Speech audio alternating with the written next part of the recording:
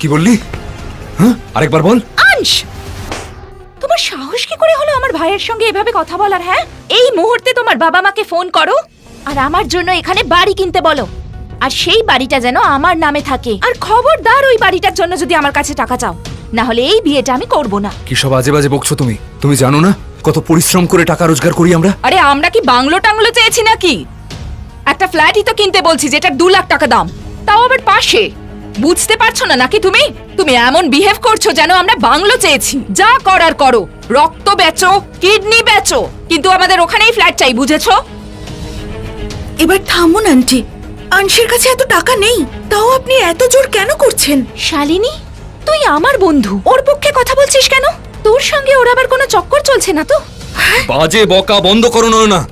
এবার আমি বুঝতে পেরেছি, এত পরিশ্রম করে আমরা যে টাকাটা রোজগার করি সেসব তুমি লুট করতে চাইছো, তাই না? তুমি কি বললে? যে আমি তোমায় বিয়ে করার যোগ্য নই। এবার আমি তোমায় বলছি, আমি তোমায় বিয়ে করব না। আংশ, এসব কি বাজে কথা বলছো তুমি? হ্যাঁ, এখন হঠাৎ করে আমি তোমার চোখে খারাপ হয়ে গেলাম?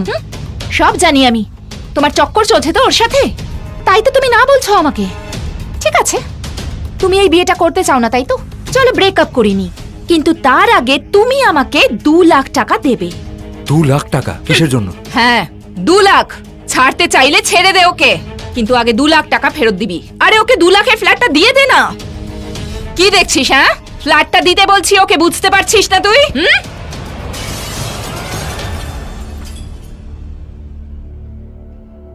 কি হচ্ছে এটা কি এখানে?